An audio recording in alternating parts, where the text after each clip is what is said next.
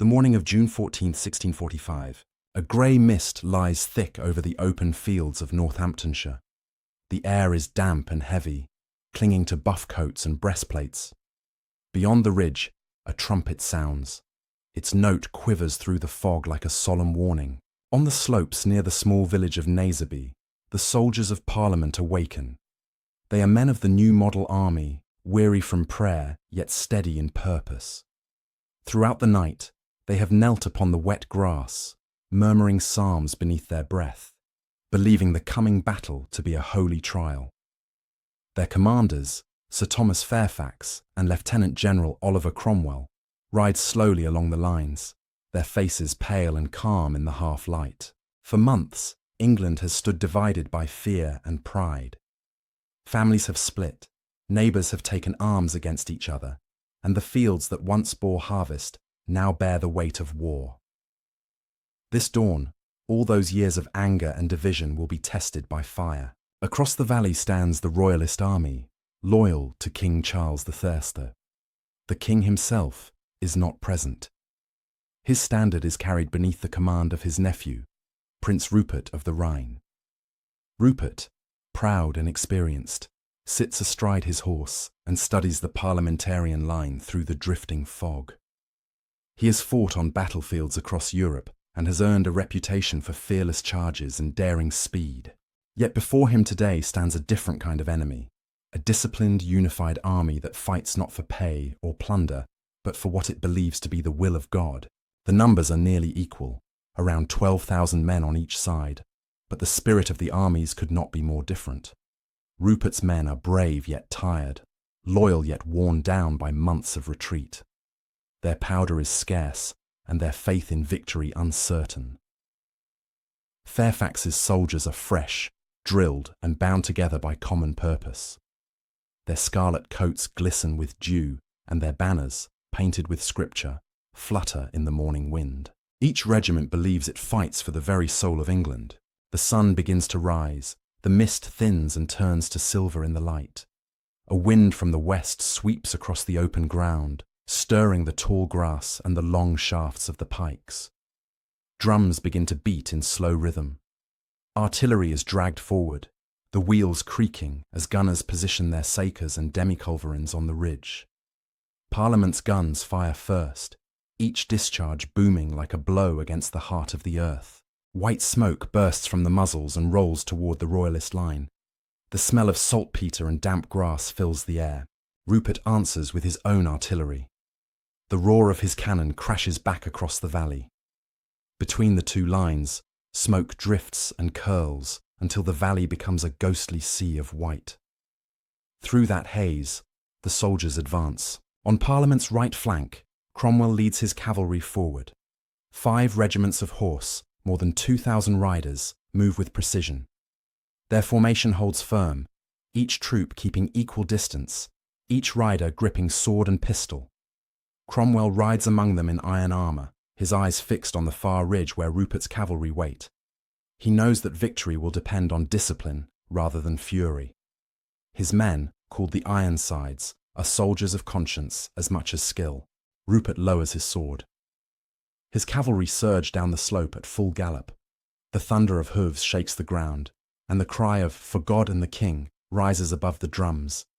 The impact is immense, yet Cromwell's line holds. His troopers fire in controlled volleys, then close with cold steel. Swords flash, horses rear. The hillside vanishes in dust and smoke. At the centre, the infantry advance through the smoke. Musketeers fire by rank, the volleys merging into one long rolling crackle. Between them stand the pike blocks, long shafts thrust forward in dense formation. The sound of battle becomes a living storm of fire, smoke, and shouting. Men push against each other with the pikes, struggling shoulder to shoulder. The cries of "God with us" and "For the King" echo together until they blend into one roar of rage and faith. To the west, the Royalist flank begins to break. Cromwell sees it. He gathers his reserve squadrons and wheels them across the field in perfect order. Trumpets sound the advance. His cavalry sweep in a great curve that crashes against the exposed side of the Royalist army. Rupert's horse, still scattered after their first charge, are too far to return. The Royalist line collapses under the pressure. Within 2 hours, the field is lost. Fairfax pushes forward, his infantry pressing the last resistance. Cromwell's horse encircle the enemy. Flags fall, muskets are thrown down. The king's standard is captured, and the Royalist artillery silenced. The valley is filled with smoke, the air thick with the smell of powder and blood. When the smoke clears, the field of Naseby lies covered with the fallen. The warhorse lies beside the foot soldier, pike shafts broken and banners trampled into the mud. The cries of the wounded mingle with the wind. The Battle of Naseby is over. The king's army is destroyed, and with it the last hope of royal victory. Yet from this ruin will rise something entirely new, a nation forced to question its crown, its church, and the meaning of authority itself. Long before the thunder of muskets at Naseby, the Kingdom of England had already begun to tear itself apart. The causes of this conflict reached deep into the reign of King Charles III, a monarch devoted to his divine right, yet estranged from the will of his people. In 1625, Charles ascended the throne with a vision of sacred kingship. He believed his authority flowed directly from God, not from Parliament or the common consent of his subjects. At first, few challenged this idea. England had long been ruled by kings who claimed divine sanction. But Charles's stubborn nature and his deep faith in ceremony and order soon clashed with a generation that valued scripture, conscience, and parliamentary voice above royal decree. The heart of the conflict was money and faith. War with Spain and France drained the treasury. Parliament refused to fund the king's ambitions without oversight, and Charles, affronted, dissolved it. For 11 long years, from 1629 to 1640, he ruled without it. This period became known as the personal rule. The king raised funds through ancient taxes revived by royal prerogative, ship money, forced loans, and fines for old laws long forgotten. To his subjects, it seemed tyranny disguised as tradition. In religion, the divide grew wider still. Charles favoured the high ceremonial worship of the Church of England. His chosen Archbishop of Canterbury, William Laud, enforced strict order in worship and restored altars and vestments that reminded many of the hated Catholic faith. Puritans, who sought simplicity and purity in devotion, saw these changes as a betrayal. Sermons across England began to bristle with resentment. A shadow of fear spread that the old enemy, Rome, was creeping back beneath the king's crown. When Charles attempted to extend his religious policy to Scotland, the storm broke. The Scots, fiercely protective of their Presbyterian church, refused his new prayer book. Riots erupted in Edinburgh. In 1639, and again in 1640, Charles marched north to subdue them in the Bishops' Wars. But his army, unpaid and unwilling, faltered. Defeated and bankrupt, the king was forced to recall Parliament. The body that assembled in November 1640 would later be called the Long Parliament, and it came armed not with swords, but with vengeance. Many of its members, men like John Pym, believed they were rescuing England from creeping despotism. They demanded the trial of the king's ministers, the abolition of arbitrary courts, and limits on royal taxation. The king, cornered, was forced to concede again and again. The Tower of London filled with his advisers, including Archbishop Laud. Yet every victory of Parliament deepened Charles's resolve. He believed these men were tearing apart the sacred order of the realm. His court whispered of rebellion in disguise, of Puritans who would overthrow both altar and throne. The final spark came from across the sea. In October 1641, Ireland erupted in rebellion. Catholic Irish rose against Protestant settlers, claiming loyalty to the king even as they struck down his representatives. News of massacres and atrocities, exaggerated though they were, swept through England like wildfire. Panic and outrage filled the streets of London. Many blamed Charles, suspecting that he secretly encouraged the Irish to strengthen his cause. By early 1642, distrust had turned to open confrontation. The king's attempt to arrest 5 members of Parliament in the House of Commons failed. Crowds filled the streets shouting for liberty and Parliament. Fearing for his safety, Charles fled the capital. From that moment, the centre of England's power lay divided. Parliament in Westminster, the King at Oxford. The months that followed were a slow march toward the inevitable. Counties raised militias, guns were cast, church bells were melted into cannon. Friends and families chose sides, sometimes not from conviction, but from survival. By summer, both armies were ready to fight. On a fall.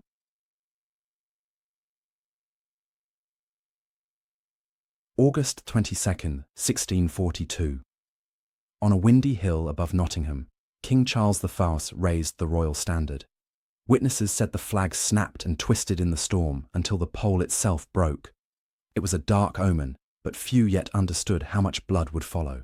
In the months that came, England would learn the meaning of civil war, a struggle fought not against a foreign foe, but between brothers, fathers, and sons.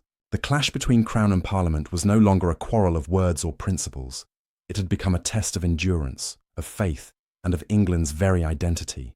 The raising of the royal standard at Nottingham in August 1642 marked the beginning of the First English Civil War. The King's banner fluttered in the storm, a signal to all England that loyalty to the Crown was now a matter of arms. Across the realm, church bells tolled in alarm as counties chose sides. Parliament commanded London and the wealth of the southeast. The King held the loyal shires of the north and west. Between them stretched a country torn in two. Neither side began with a professional army. Both scrambled to organize local militias, train bands, and volunteers. Men who had never stood in formation were suddenly drilled to the beat of drums. Farmers left their ploughs, apprentices their shops, to don buff coats and take up musket or pike. Horses were seized from estates, pistols taken from manor walls. England had become an armed camp. In the early months, both armies were uncertain and uneven. The King's forces, known as the Royalists or Cavaliers, drew strength from the old nobility and the northern gentry. Their cavalry was bold, their cause bound to the person of the King himself. Parliament soldiers, called Roundheads by their enemies for their cropped hair, were commanded by men of experience but limited means. They fought under the banner of law and liberty, convinced that tyranny must be checked by the people's voice. The first great clash came on October 23rd, 1642, at Edgehill in Warwickshire. Neither side had fought such a battle before. The armies faced each other across the rolling fields as the autumn sun rose through the mist.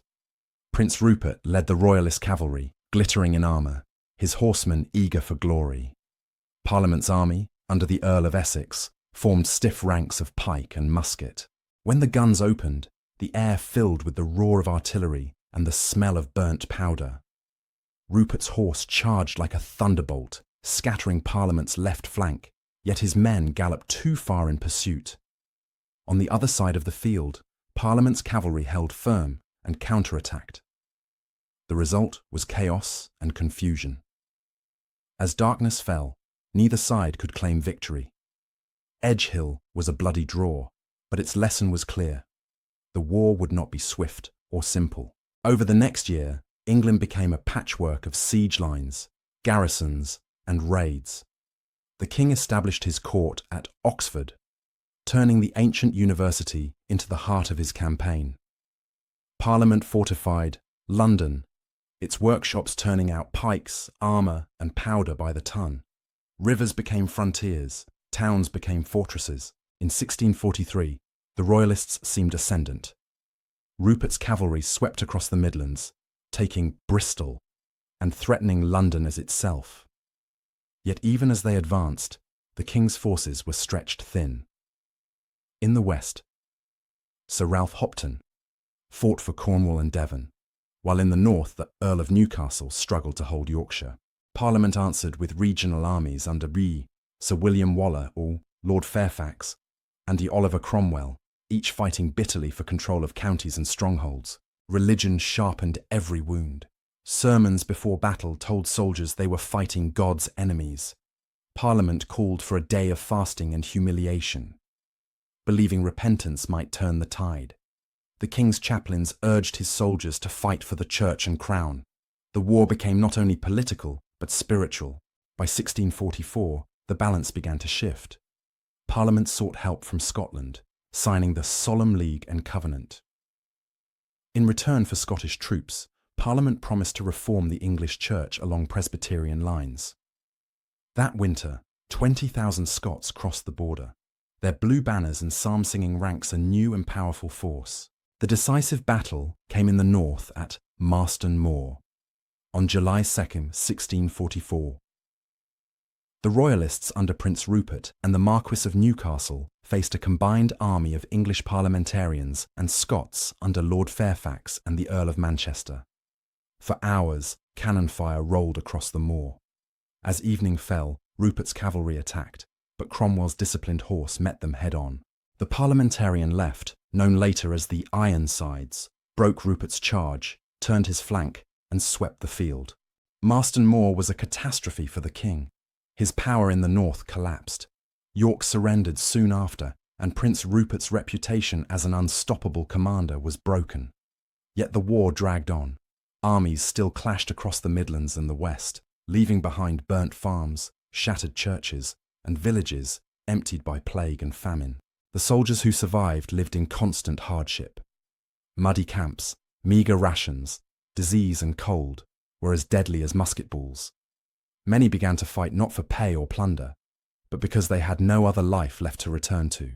By the end of 1644, Parliament realised it needed a new kind of army, one that could fight anywhere in England, loyal not to a region, but to a cause.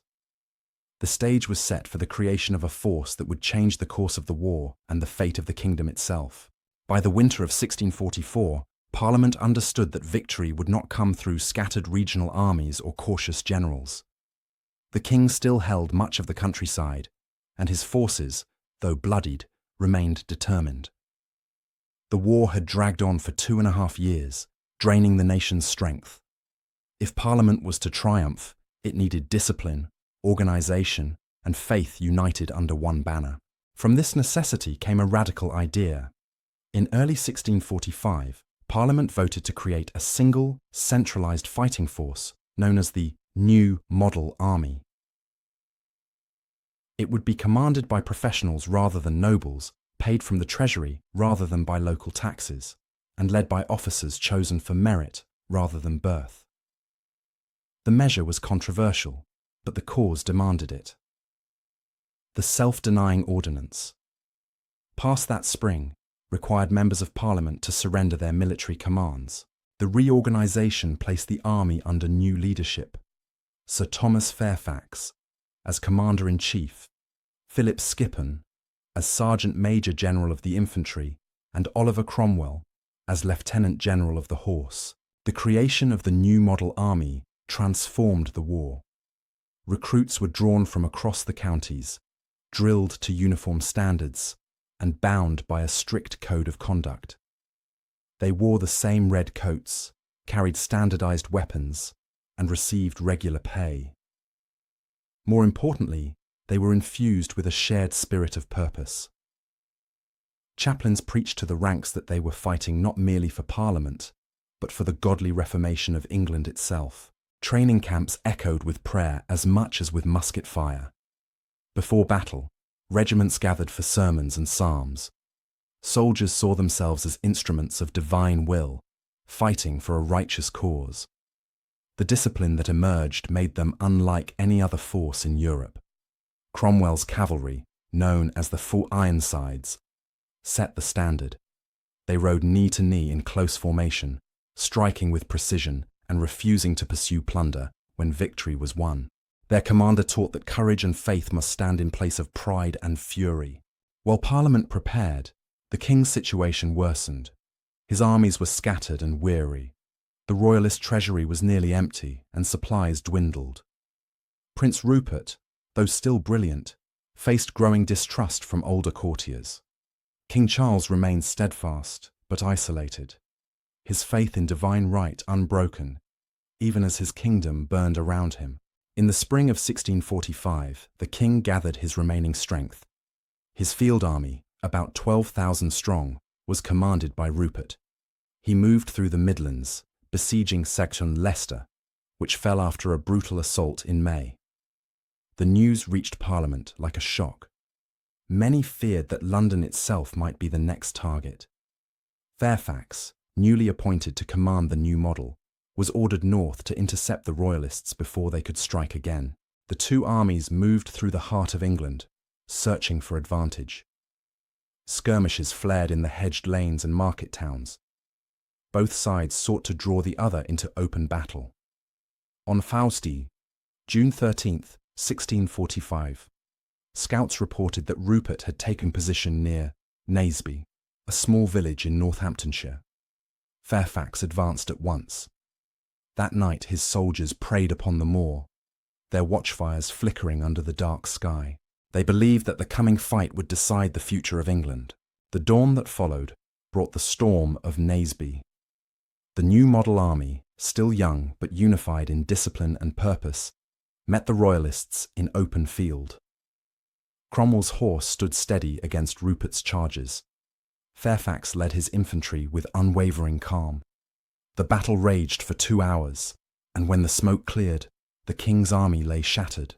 The victory at Naseby was not only military, but moral. Parliament soldiers captured the king's baggage train, including his private correspondence. Within it were letters revealing his secret appeals to foreign powers and Catholic allies. When these were published, they destroyed what remained of his credibility. Even those who had once doubted Parliament began to see the king as a man willing to endanger his own realm to save his throne. After Naseby, the Royalist cause spiraled into retreat. Fairfax's army marched from victory to victory, capturing towns and fortresses that had once flown the royal standard. Bristol, once thought impregnable, surrendered that autumn. Oxford, the king's capital, stood alone amid ruin. The war that had begun as a quarrel over rights and taxes had become something far greater. England had forged a new kind of army, and in doing so, had uncovered a new kind of power, one born not of royal command, but of faith, discipline, and a belief that men could shape their own destiny. The triumph of the new model army marked the beginning of the end for King Charles I, but it also opened a new and dangerous question. Who truly ruled England? The Parliament that raised the army, or the army itself? In the months after Naseby, the Royalist cause unravelled. The defeat had broken the king's main army, and his dream of regaining control of England began to fade. Yet Charles I refused to surrender. From the towers of Oxford, his court plotted desperate alliances, seeking help from Ireland, from the Scots, and from any prince in Europe who might still heed a plea from a shrinking throne. The war dragged through 1645 and into 1646.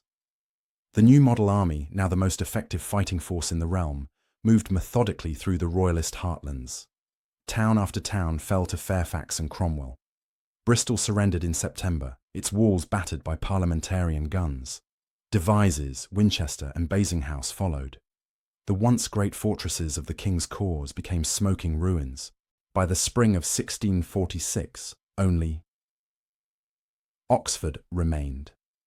The city had served as the king's refuge, its colleges turned into arsenals and hospitals, its chapels echoing with the prayers of soldiers and courtiers. But even here, supplies were running out.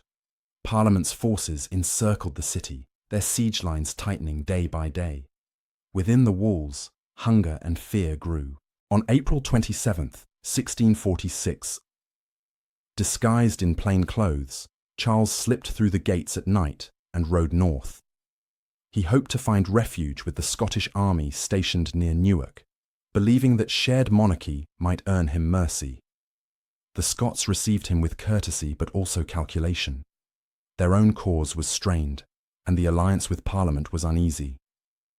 By May, Oxford surrendered to Fairfax, and the First Civil War was over. Yet peace did not follow.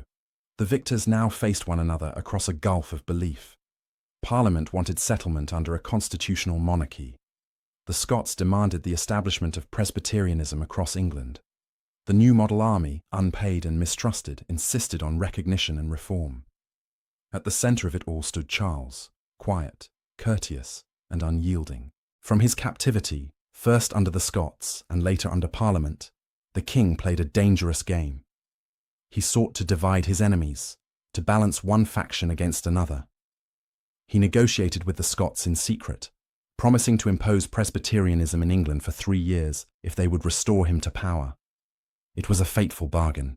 When the Scots learned that Parliament would not accept such terms, they decided to sell the king's custody to England for £200,000 in January 1647. The king was delivered to Parliament, but still he plotted. As debates raged between Parliament and the army, Charles watched and waited for his chance. The soldiers of the new model, angered by arrears of pay and suspicious of Parliament's intentions, grew restless.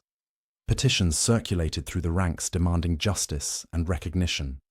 When Parliament ordered parts of the army to disband, the troops refused. Cromwell and Fairfax struggled to maintain order, yet they understood the mood of their men. In June 1647, a daring act changed everything.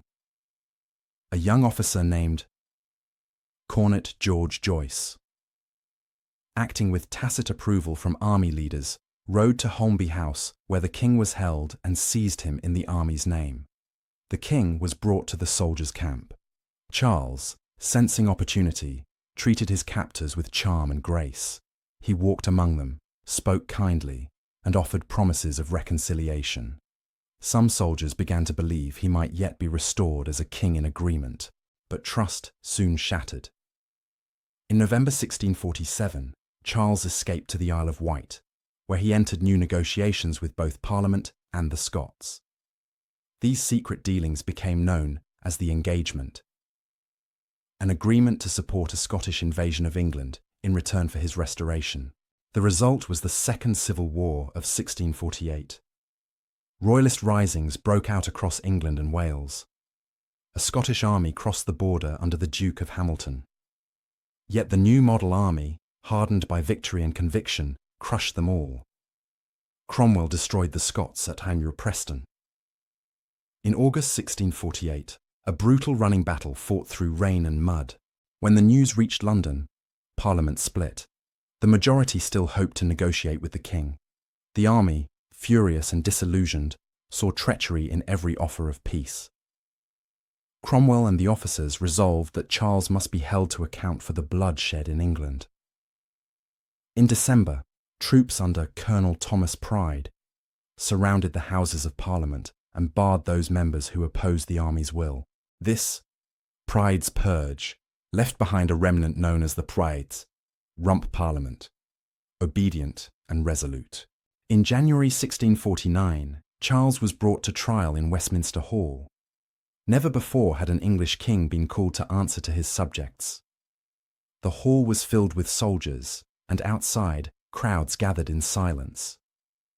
The king stood calm, refusing to recognize the court's authority. He argued that no man could lawfully sit in judgment over his sovereign. But the tide of history had turned. After days of proceedings, the court found Charles guilty of high treason. He was sentenced to death. On the morning of thus January 30th, 1649, he was led to the scaffold outside the banqueting house in Whitehall. A black cloth hung between him and the crowd. The air was cold, the sky pale. He wore 2 shirts so that he would not shiver and seem afraid. At a single signal, the axe fell. A groan rose from the crowd, followed by a stunned silence. The head of Charles Stuart, King of England, was held aloft. For the first time in the nation's history, the monarchy had been overthrown by its own people. England was left without a king, without a settled order, and uncertain of what future might follow. But one thing was clear: the revolution that began in smoke and fear on the fields of Nottingham had reached its grim conclusion in the heart of London. The execution of King Charles I on January 30th, 1649, sent shockwaves through England and across Europe. Monarchs and courts everywhere were horrified. The idea that a divinely appointed ruler could be tried and beheaded by his own subjects seemed unthinkable.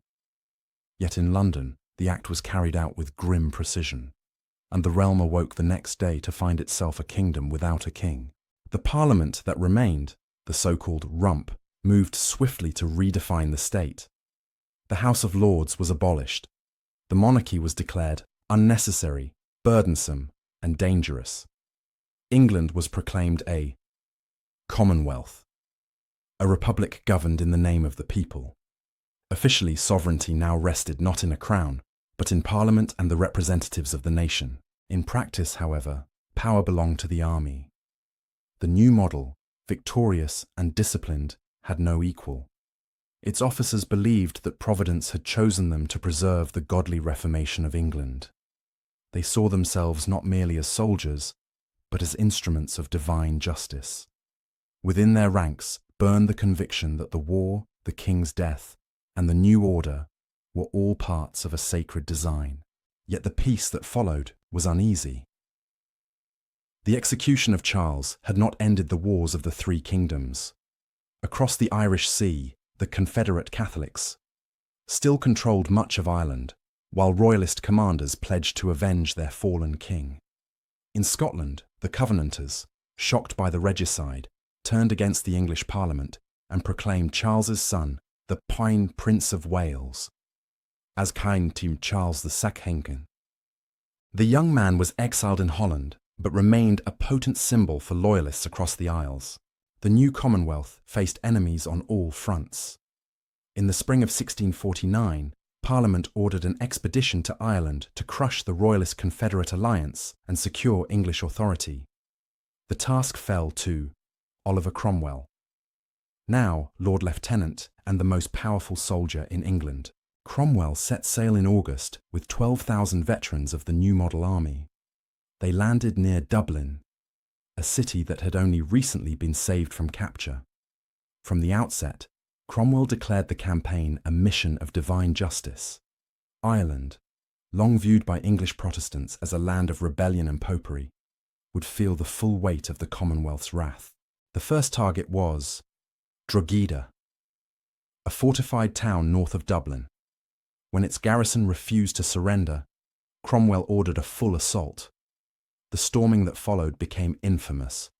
After the walls were breached, the defenders continued to fight from towers and churches.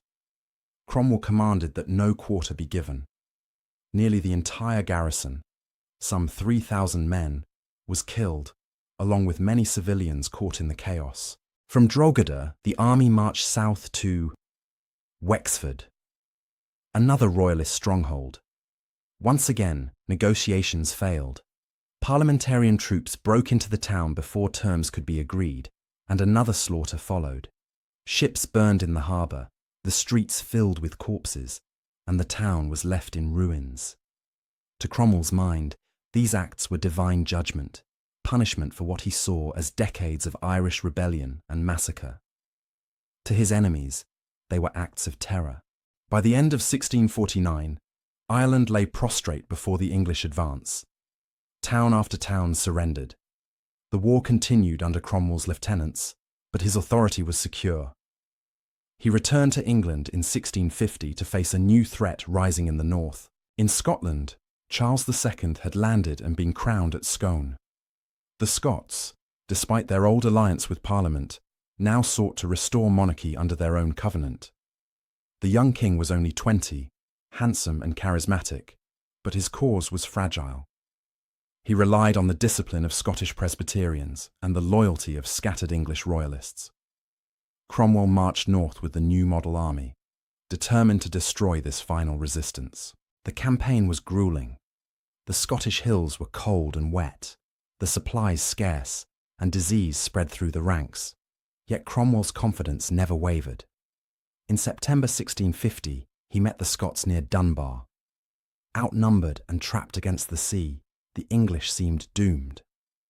Then, at dawn on September 3rd, Cromwell struck, his men charged with ferocity, breaking the Scottish line and scattering their army. The victory at Dunbar opened the way to Edinburgh and crushed the covenanting dream of restoring monarchy under their terms. Charles II fled south the following year, gathering what men he could for a final gamble. His army crossed into England, marching through Worcester with the hope of rallying royalist sympathisers. But the countryside remained silent. Few rose to join him. On September 3rd, 1651, exactly 1 year after Dunbar, Cromwell's army surrounded Worcester. After a fierce day of fighting, Charles's forces were destroyed. The young king barely escaped, hiding for weeks in forests and farmhouses before fleeing to France. With Worcester's fall, the long wars were over. For the first time in its history, all of Britain and Ireland lay under a single authority, a republic born not from consensus, but from conquest. The Commonwealth now stretched across the islands, held together by force of arms and the unyielding will of its soldiers. Yet beneath the surface, questions began to stir. Could a nation forged in war govern itself in peace? Could faith and liberty survive the burden of power? And what would become of the army that had overthrown a king only to find itself the master of England? The Commonwealth that emerged after Worcester was a republic in name, but a military state in practice. Parliament ruled, yet its power rested on the pikes and muskets of the new model army. At its centre stood Oliver Cromwell, the soldier who had risen from minor gentry to the most powerful man in the kingdom. By 1652, Cromwell had subdued both Ireland and Scotland. The three kingdoms that once defied one another were now bound together under English authority. To his followers, he was a chosen instrument of Providence. To his critics, he was a general who had replaced a king. The Commonwealth faced daunting challenges. The wars had devastated the economy. Trade was disrupted. Towns lay in ruins, and taxation weighed heavily on the people. The Rump Parliament, which had governed since the king's death, seemed increasingly self-serving. Many of its members sought wealth and position rather than reform. The godly officers who had fought for a new and righteous England grew restless, believing that Parliament had betrayed its calling. Cromwell himself grew disillusioned. Though he had fought for liberty under law, he saw the Rump as corrupt and sluggish. On April 20th, 1653, he resolved to act. Marching into the chamber with soldiers at his back, he addressed the stunned members. Without raising his voice, he declared that they had failed the people and must go. When they hesitated, he struck the table with his hand and ordered them to leave. The mace, symbol of parliamentary authority, was seized. England's experiment in representative government ended in silence. In place of the Rump, Cromwell and his council called a new assembly of godly men. It became known as the Barebones Parliament, after one of its more colourful members, Praise God Barebone, a London leather seller and zealous Puritan. The assembly tried to draft sweeping reforms, abolishing tithes, reforming the legal system and restructuring the church, but its members quarrelled endlessly. By the end of the year, weary of chaos, they dissolved themselves and handed power back to Cromwell. On December 16th, 1653, a new constitution, the instrument of government, was proclaimed. It named Oliver Cromwell as Lord Protector of the Commonwealth of England, Scotland, and Ireland. He accepted the office reluctantly, at least in appearance, kneeling to take the oath beneath the painted ceiling of Westminster Hall. The protectorate that followed sought to blend authority with reform. Cromwell ruled with the help of a Council of State and a single-chamber parliament, but ultimate control remained with him and the army. His government maintained strict order. Local militias, called the 8 Major Generals, were appointed to enforce morality and security. They suppressed gambling, drunkenness, and theatre. Sunday was guarded as a day of rest. Public festivals gave way to days of fasting and prayer. Yet Cromwell was not merely a tyrant cloaked in piety. He was driven by vision and faith. He allowed Jews to return to England after centuries of expulsion, believing tolerance preferable to persecution. He encouraged learning, trade, and the building of a navy that soon challenged Dutch power at sea. Under his rule, England's influence extended across the Atlantic to colonies in the Caribbean and North America. Still, beneath the order lay unease. The nation had grown weary of military rule. Taxes to support the standing army remained high.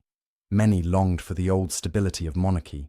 Royalists plotted in exile, and pamphlets circulated in secret, portraying Cromwell as a usurper who wore the crown in all but name. In 1657, Parliament offered him that very crown.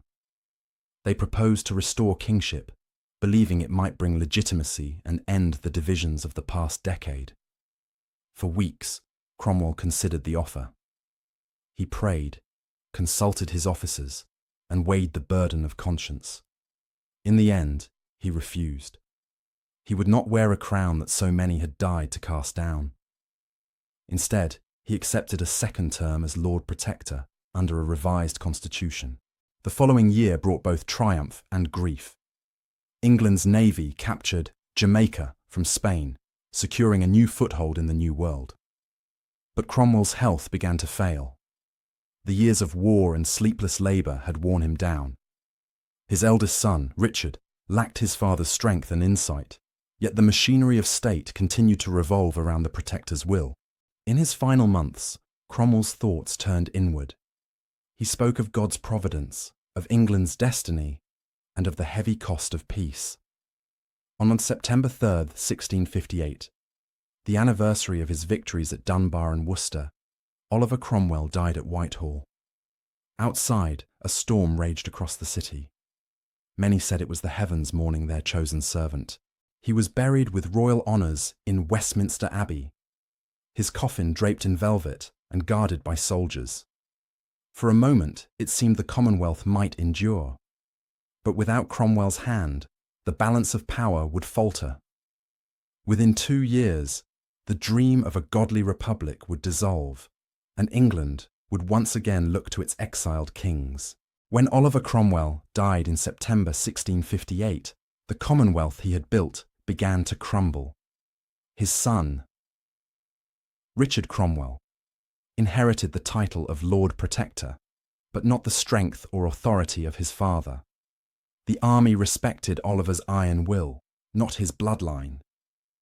Richard, mild and uncertain, lacked the command to keep generals and politicians in line.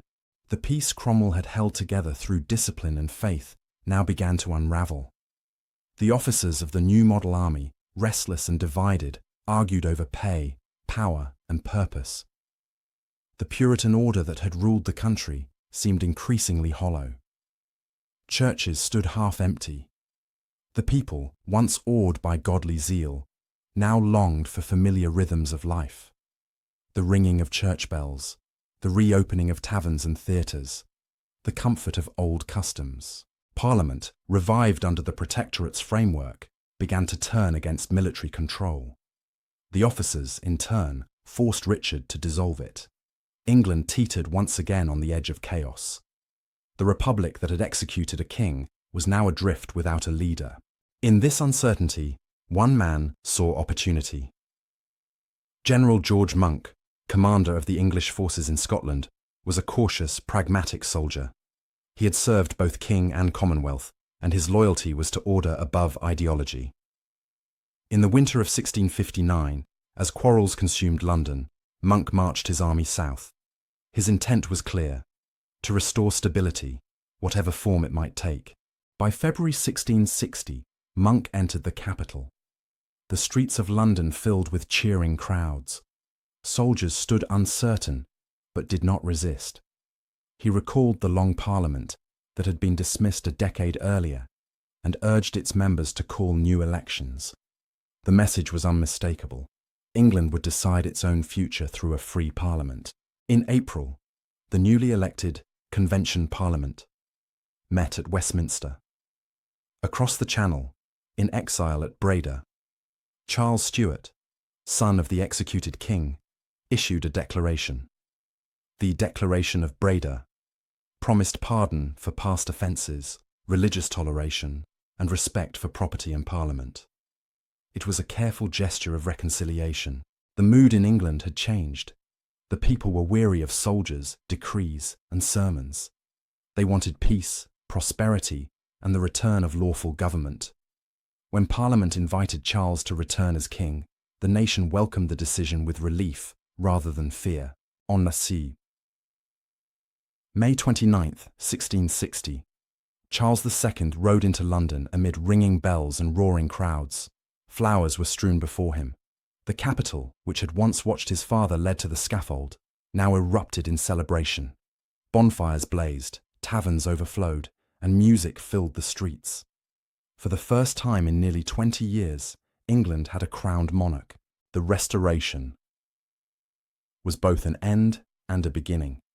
The monarchy was re-established, but it was no longer the same institution that had fallen in 1649.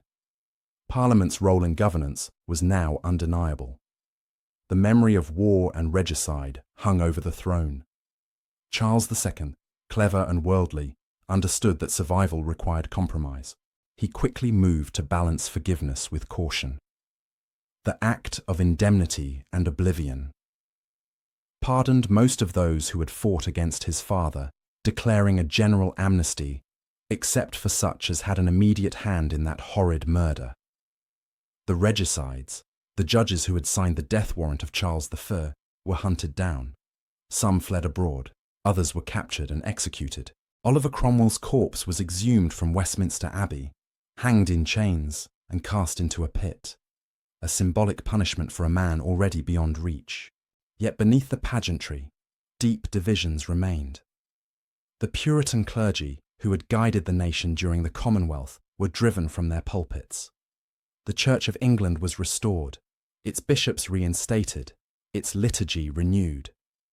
Religious nonconformists, Presbyterians, Independents, Baptists and Quakers, found themselves again on the margins, fined and imprisoned for their dissent. The freedom for which many had fought was slowly withdrawn in favour of uniformity and control. Still, the Restoration brought a measure of stability. Trade revived, ships once again filled the Thames, and London thrived as the heart of a global empire beginning to stir. The theatres reopened, their stages alive with wit and laughter. Court life returned in a blaze of colour and indulgence. Charles II, called the Merry Monarch, surrounded himself with poets, philosophers, and mistresses. His court reflected a nation eager to forget its years of austerity. Yet the old questions remained unanswered. The balance between Crown and Parliament, between authority and liberty, had shifted but not settled. The fires that had burned in the 1640s smouldered still beneath the surface, ready to flare again in another century. For now, England rested. The soldiers of the new model faded into memory, their graves scattered from Ireland to Worcester. The scarlet banners of For God and Parliament were folded and stored, their slogans now echoes in history. The nation that had executed its king and then restored his son had been changed forever. The monarchy returned, but the idea that power might belong to the people had taken root. The struggle between conscience and command, faith and freedom, would define the English spirit long after the smoke of civil war had cleared. The guns had fallen silent, the banners were furled, and the monarchy restored. But the English civil wars left scars that would never fade. Between 1642 and 1651, nearly 200,000 people across England, Scotland, and Ireland had perished, soldiers and civilians alike, killed in battle, by plague, or by famine born of war. Entire regions were devastated. Fields lay untilled, towns were ruined, and families that had once shared pews now carried hatred across generations. The wars had begun as a struggle over royal authority, but had evolved into something far greater. They had shattered the unquestioned bond between ruler and subject, between church and nation. Never again could a king rule England solely by divine right. The beheading of Charles I, once seen as unthinkable, had shown that even a monarch could be held accountable by his people. The sword had made a new principle possible, that power, however sacred, could be judged by law and conscience. The social landscape of England was transformed.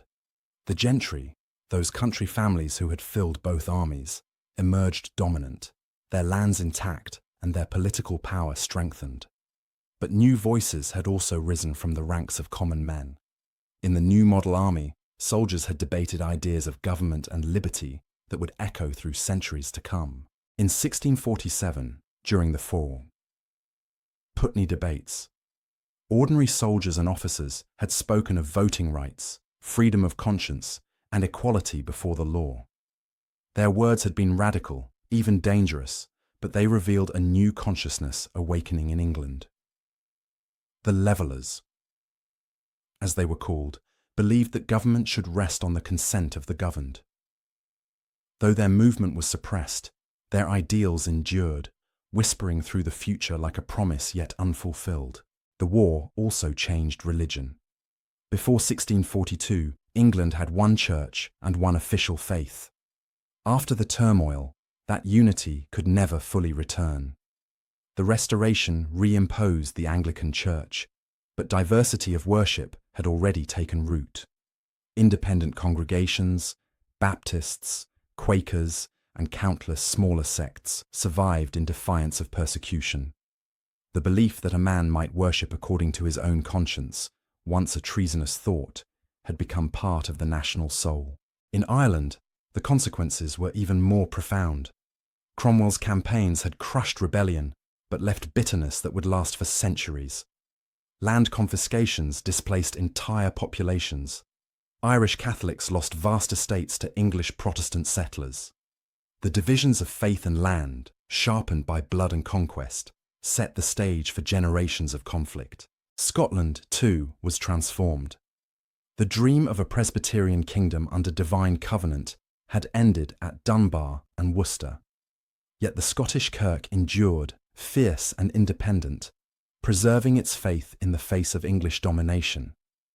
The union of the crowns, once seen as a guarantee of peace, had instead revealed the deep differences among the three kingdoms that shared one monarch.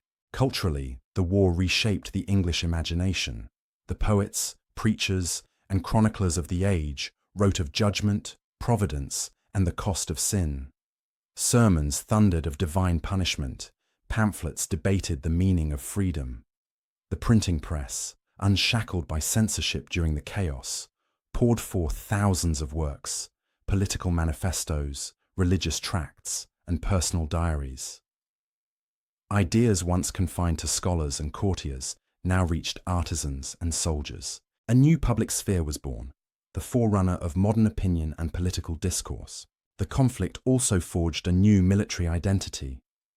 The new model army, though disbanded after the Restoration, had set a precedent for a professional standing army loyal to the state rather than to feudal lords. Its organization, discipline, and training influenced armies across Europe. Yet its presence during the Commonwealth had also left England wary of soldiers wielding political power. The fear of military rule would haunt the country for generations. On the world stage, England emerged stronger. The Commonwealth's navy, built under Cromwell, became the foundation of maritime empire. The wars had taught England to think not only as a kingdom, but as a nation-state, capable of projecting power far beyond its shores. Within a few decades, that navy would carry English merchants, settlers, and soldiers to the coasts of Africa, America, and Asia. Yet amid the achievements and progress, the memory of fratricidal war endured. Churches still bore the marks of cannon shot. In village churchyards, weathered stones recorded sons lost in the wars between king and parliament. Ballads told of battles fought in mist and rain, of neighbours turned enemies. The moral lessons of those years became woven into the national character. Suspicion of tyranny, reverence for conscience, and a deep belief in the limits of power. By the end of the 17th century, England would once again face questions of monarchy and freedom during the Glorious Revolution of 1688. But it would not fall into civil war again. The lessons learned in blood between 1642 and 1651 had reshaped the political world. The idea of constitutional monarchy, government by consent, and religious toleration all traced their origins to those storm years of rebellion and faith. From the silence of the battlefields to the debates in Parliament, the civil wars had turned England from a feudal kingdom into a modern nation. They had proved that even in the smallest island realm, the struggle between authority and liberty could change the course of history. The smoke of Naseby, the prayers of Cromwell's soldiers, and the cry of "For God and Parliament" still lingered in the imagination of generations to come. The nation that had been divided by belief would, through pain and endurance, find a new identity, restless, questioning, and free. The English Civil War was not merely a contest of power between monarch and parliament. It was a struggle of conscience, a battle for the soul of a nation uncertain of its faith and fearful of its destiny. Beneath the roar of muskets and the clash of steel lay questions that could not be answered by force. What did it mean to obey, to believe, to be free? The war had begun in the language of loyalty and obedience. King Charles I then saw himself as a shepherd chosen by God, ordained to rule in righteousness. His subjects were to follow him as they followed divine order. Yet his people, schooled by the Reformation and guided by Scripture, had learned another lesson, that obedience to God might sometimes require resistance to kings. When Parliament took up arms, its leaders claimed not rebellion, but duty. They fought, they said, to preserve the true ancient liberties of England and the purity of religion. Across the country, sermons became as powerful as swords. Ministers stood before their congregations and declared that the conflict was a test of the nation's faith. On the royalist side, preachers urged submission to God's appointed ruler. On the parliamentarian side, Puritan voices thundered of a covenant with the Almighty, of a godly people chosen to purge the land of corruption. Soldiers marched to battle beneath banners embroidered with Scripture. The Lord of Hosts became their watchword, their musket smoke a kind of prayer. The war thus became a sacred enterprise in the minds of many. Yet sacred war always carries its contradictions. When men believe they fight for heaven, mercy is easily lost. At Drogheda, at Wexford, at countless smaller sieges, the fury of the faithful left towns in ashes. Captains who prayed before battle could kill without hesitation after it, convinced that divine justice demanded blood. But conscience was not only a weapon, it was also a burden. Many who had once shouted for God and Parliament found themselves haunted by doubt as the years dragged on. The lines between right and wrong, loyalty and betrayal, grew blurred. Cromwell himself wrestled endlessly with his conscience, convinced that God's hand guided his victories, yet fearful of the pride that victory might bring. When he signed the death warrant of Charles I, he later told his confessor that he did so only after fasting and prayer. It was not ambition, he insisted, but obedience to providence. In every church and household, the war forced men and women to choose sides, not only in politics, but in spirit. The Puritans believed England must be cleansed of idolatry and sin. They closed theatres, smashed stained glass, and silenced music in cathedrals. To them, joy itself was a temptation of the flesh. Yet in their zeal, they also discovered the power of individual conscience, the right of every soul to stand before God without priest or monarch as mediator. Out of their austerity would grow the seeds of religious freedom. For the ordinary people, the war was both distant and near. Villages endured requisition and plunder from both armies. Sons were taken to fight. Fathers returned wounded, or not at all. Women became keepers of families, managers of farms, healers in makeshift hospitals.